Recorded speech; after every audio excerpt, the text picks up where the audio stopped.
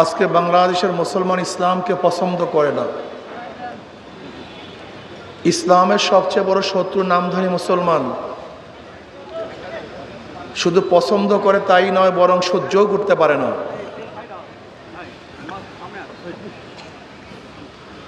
ইসলামী আন্দোলন বাংলাদেশ নিজেদের কোনো বক্তব্য নিয়ে আপনাদের সামনে উপস্থিত হয়নি। ইসলামী আন্দোলন বাংলাদেশ নিজস্ব কোনো বক্তব্য নিয়ে আপনাদের কাছে উপস্থিত হয়নি। ইসলামী আন্দোলন বাংলাদেশ আপনাদের বক্তব্য নিয়ে আপনাদের সামনে উপস্থিত হয়েছে। ইসলামী আন্দোলন কি চায়? ইসলামকে প্রতিষ্ঠিত করতে চায়। ইসলামী আন্দোলন কি চায়? কোরআন ও সুন্নাহর আইনকে বাস্তবায়ন করতে চায়। এ দাবি তো শুধু আমাদের না, প্রত্যেকটা মুসলমানদেরই দাবি। ইসলামী আন্দোলন বাংলাদেশ কি চায়? আল্লাহর কর্তৃত্ব, নবীর নেতৃত্ব। সবাই বলেন আল্লাহর, সবাই কথা বলেন আল্লাহর কর্তৃত্ব, নবীর নেতৃত্ব। আল্লাহর কর্তৃত্ব, নবীর নেতৃত্ব প্রতিষ্ঠিত করতে চায়। এই ব্যাপারে বাংলাদেশের কোনো মুসলমান তো দূরের কথা, গোটা দুনিয়ার কোনো মুসলমানের আপত্তি থাকার কথা না। কিন্তু আমরা আপত্তি করছি কেন? ইসলামকে বুঝি না, ইসলামী ফুবিয়া আমাদের মধ্যে ঢুকছে। যেহেতু অধিকাংশ মানুষ আমরা ইসলাম পালন করি না, এই ইসলামকে ভয় করি। অধিকাংশ মানুষ নামাজ পড়ি না, দিনের উপরে নেই, কেউ গাঁজা সেবন করি, মদ পান করি, অন্যায় অপরাধের মধ্যে আসি। এর জন্য মানুষগুলি ইসলামকে ভয় করে। একদিন এক গাঁজাখোর আমাকে বলতেছিল, ইসলামী হুকুমাত হলে আমার গাঁজার অবস্থাটা কি হবে? ব্যক্তি তো নেশাগ্রস্ত, তার টেনশন ইসলাম না, দেশ টেস্ট না, তার টেনশন কি? গাঁজা।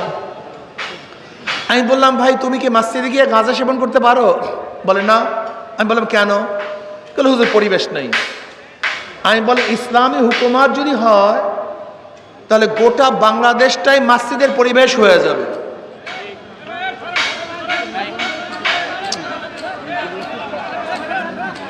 ভাই মিডিয়াকে কাজ করতে দেন, ওনাদের দায়িত্ব অনেক বেশি। মিডিয়ায় কাজ করতে দেন, আপনার কথা শুনেন, এনারা এক সাইডে কাজ করতে দেন। আমি বললাম ইসলামী হুকুমাত যদি হয় গোটা বাংলাদেশটাই মসজিদের পরিবেশ হয়ে যাবে। তুমি এমনি থেকে গাঁজা সেবন বাদ দিবা, তা সমস্যা কোথায়? কোন হুজুর তা তো সমস্যা নেই। যারা চুরি করি তাদের প্রশ্ন, যদি ইসলামী হুকুমাত আমার চুরির অবস্থাটা কি হবে? আমি বললাম ইসলামী হুকুমাত হলে তোমাকে চুরি করতেই তো হবে না। তুমি চুরি কেন করো?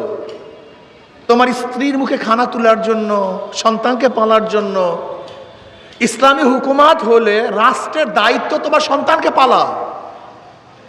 তোমার স্ত্রী কিভাবে খানা খাবে সে দায়িত্ব তো ইসলামী সরকারের। তোমাকে কিভাবে কাজ দিবে, তোমার দ্বারা কিভাবে কাজ দিবে, দায়িত্ব তো তোমার। হুজুর আমি বিকলাঙ্গ, আমি অন্ধ। যদি বিকলাঙ্গ অন্ধ হও তা দায়িত্ব গোটাটাই তো সরকার নিয়ে নিবে, তোমার সমস্যা কোথায়? হুজুর তাও তো ঠিক। যারা দাড়ি কাটি তারা মনে করি ইসলামী হুকুমাত আসলে আমাদেরকে ভাগাইয়া দেবে। আমি তাদেরকে বলি মসজিদ গোটা দুনিয়ার মধ্যে সবচেয়ে পবিত্র জায়গা। দাড়ি ছাড়া যদি মসজিদে ঢুকো তোমাকে কি ইমাম সাহেব বের করে দিছে? না, আমি মসজিদ থেকে তোমাকে বের করে না, আর বাংলাদেশ থেকে বের করে দিবে। তোমার মাথার মধ্যে ঘিলু আছে? তোমার মাথার মধ্যে ঘিলু আছে মিয়া? হ্যাঁ, মসজিদ সবচেয়ে পবিত্র জায়গা, সেখান থেকে তোমাকে বের করে নেই। আর বাংলাদেশের অপবিত্রতা শেষ নাই, এখান থেকে বের করবে। ইসলামী ফোবিয়া, ঘুষখোরদের মনের মধ্যে সবচেয়ে বড় আতঙ্ক। ইসলাম হুকুমাত আসলে আমার ঘুষের অবস্থাটা কি হবে? তোমার মনই চাইবে না ঘুষ খাওয়ার জন্য। সঙ্গ দোষে সব কিছু ধ্বংস হয়ে যায়। আজকে কেন ঘুষ খায়? পাশের টেবিলে ঘুষ খায় বিধায়ী আমার মনের মধ্যে ঘুষের অভ্যাস আসছে। পাশের ব্যক্তি চুরি করে বিধায় আমাকে চুরি করতে মনে চায়। যখন পাশের ব্যক্তি ঘুষ খাবে না, আপনাকে ঘুষ খাইতে মনে চাইবে না। আপনার সমস্যা কোথায়? আমি তো সমস্যা দেখছি না। যারা আমরা বেপর্দা মহিলা তারা চিন্তা করি ইসলাম ক্ষমতায় আসলে আমাকে অবস্থাটা কি হবে, বস্তাবন্দি করা হবে। লা ইকরাহা ফিদ্দিন, ইসলামের মধ্যে বাড়াবাড়ি বলতে কিচ্ছু নেই।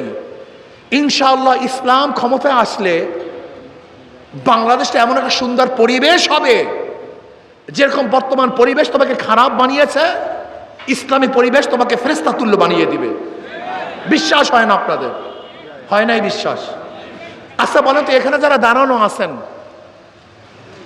আমার বক্তৃতারা শুনছেন, এদের মধ্যে একজন লোক ধূমপান করেন এরকম একজন লোক নাই? কথা বলেন না। একজন লোক নাই? তো এখন ধূমপান করেন না কেন? কথা বলেন না কেন? আপনার মনের কিছু প্রশ্ন করুন, আপনার মনে কি একবারও চাইছে একটা বিড়ি ধরাই? অথচ আপনি ধূমপান করেন, কিন্তু আপনার মনে নাই, এখানে করতে পারছেন না। কারণটা কি? কি নাই? জোরে বলেন। আজকে পরিবেশের কারণে বাংলাদেশের সমস্ত মানুষ ধ্বংস হয়ে গেছে। আমি বিশ্বাস করি, এটা আমার বিশ্বাস।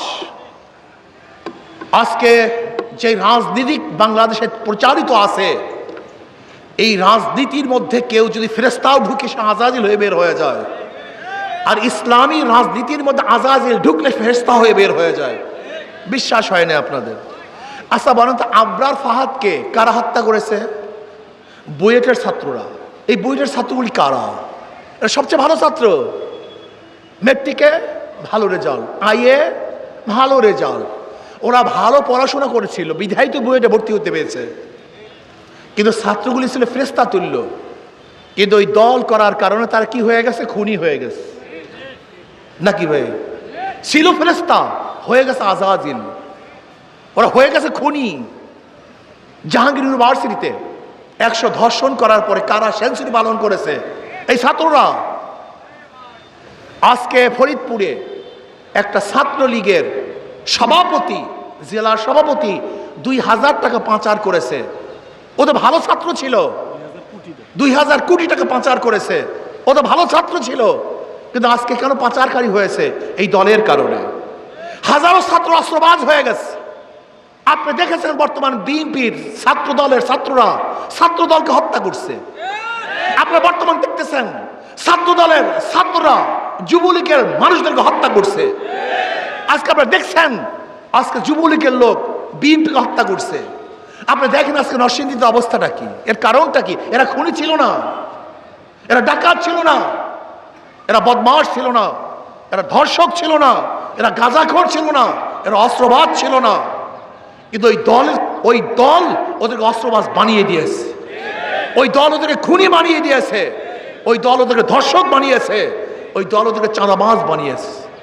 আমি বিশ্বাস করি এই প্রচলিত দলগুলির মধ্যে যদি ফেরেশতাও ঢুকে, এক দিক থেকে ফেরেশতা ঢুকবে, অন্য দিক থেকে আজাজিল হয়ে বের হয়ে যাবে। আর ইসলামের মধ্যে এক দিক থেকে আজাজিল ঢুকবে, অন্য দিক থেকে ফেরেশতা হয়ে বের হয়ে যাবে। নবী আলাইহিস সালাতু ওয়াস সালামের কাছে ওমর ইবনে খাত্তাবের মতো যে নবীকে হত্যা করতে রওনা করেছেন, কিন্তু তার দলে ঢোকার পরে সে ওমর গোটা নবীদের পরে মর্যাদার দিক থেকে দ্বিতীয় স্থান অর্জন করেছেন। ইসলামী দল কেন করবেন?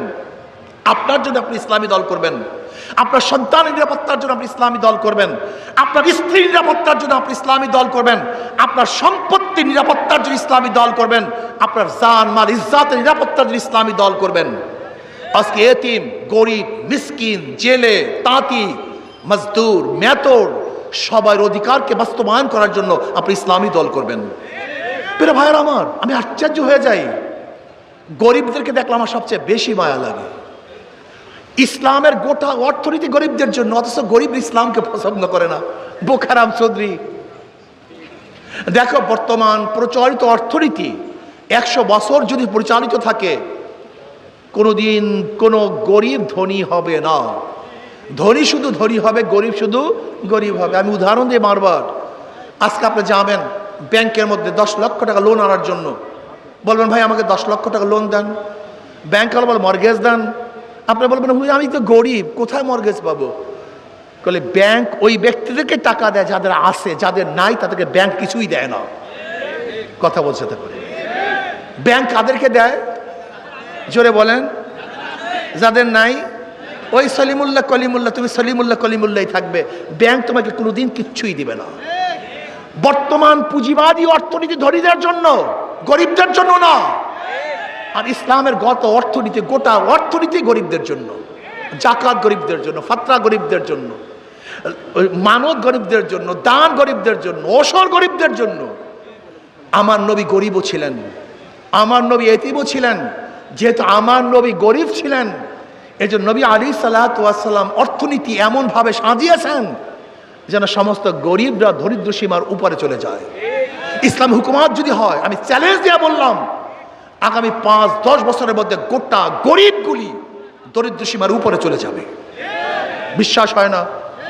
ওমর ইবনে খাত্তাব রাদিয়াল্লাহু জামানায়, ওমর ইবনে খাত্তাব রাদিয়াল্লাহু জামানায় ধনীরা জাকাতের টাকা নিয়ে রাস্তায় ঘুরছে, কিন্তু কোনো গরিব ছিল না, সব দরিদ্র সীমার উপরে চলে গেছে। ও গরিব, ইসলাম যদি ক্ষমতা আসে, আমি সেই স্বর্ণযুগ দেখতেছি, আমি সেই স্বপ্ন দেখতেছি।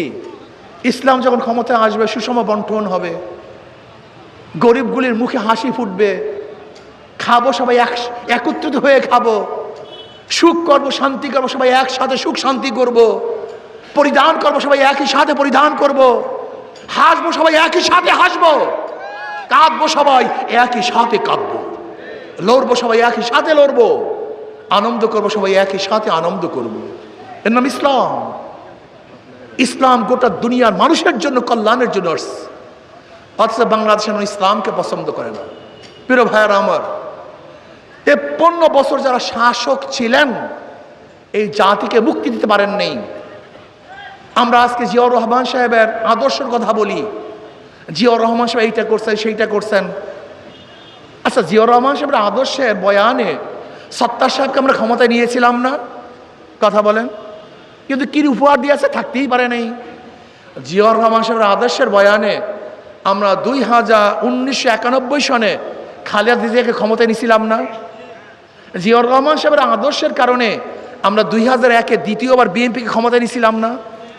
বুঝলাম জিয়াউর রহমান সাহেব এইটা করছে, আপনি কি করছেন? কথাটা বুঝাতে পারেন। জিয়াউর রহমান সাহেব এই ছিলেন, সেই ছিলেন।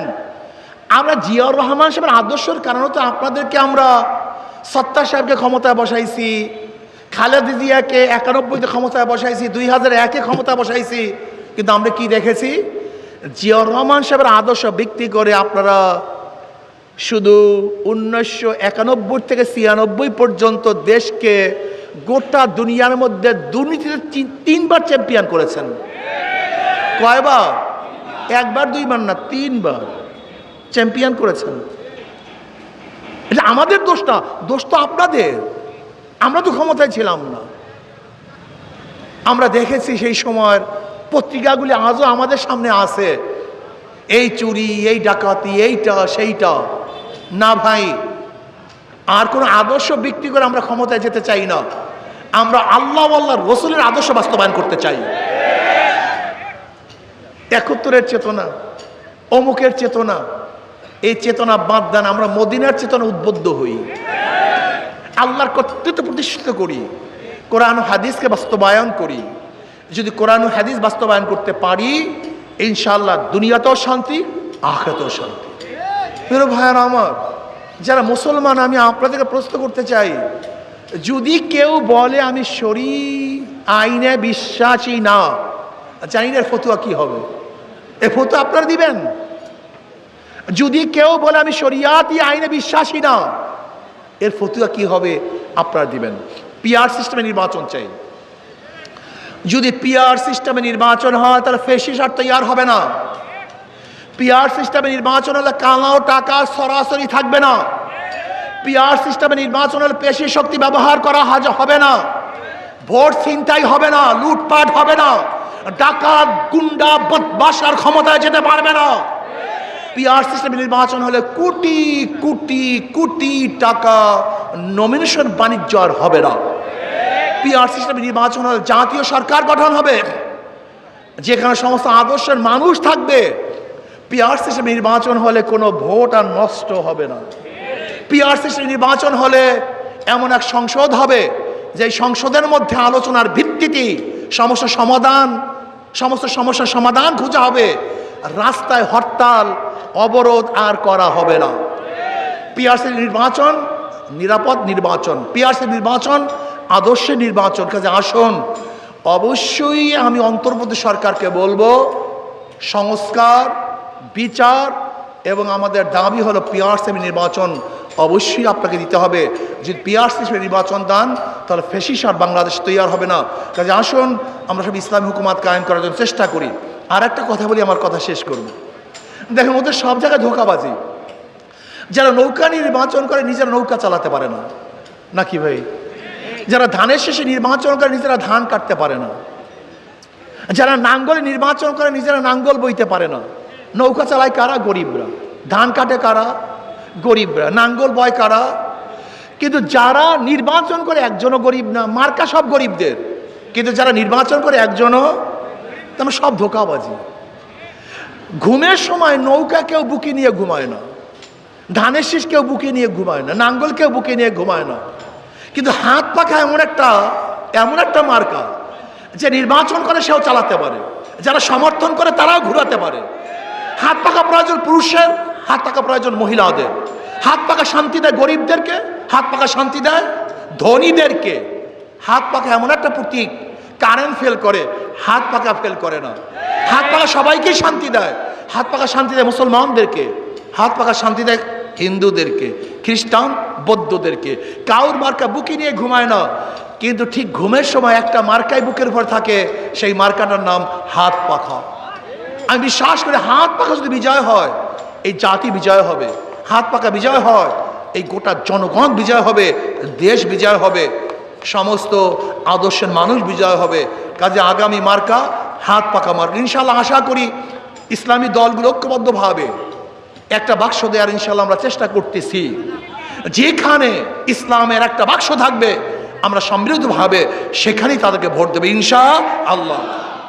আপনাদের জয়পুরহাটের 2টা আসন, এর মধ্যে জয়পুরহাট 1-এ মাওলানা আব্দুল ওয়াদুদ, মাশাআল্লাহ আলহামদুলিল্লাহ, এই হাত পাখা আল্লাহ তাদেরকে কবুল করে নেন। আমিন। জয়পুর 2 মাওলানা নাজমুল হাসান, আল্লাহ তাকে কবুল করে নেন। আমিন। আমার জন্য দোয়া আছে, আমি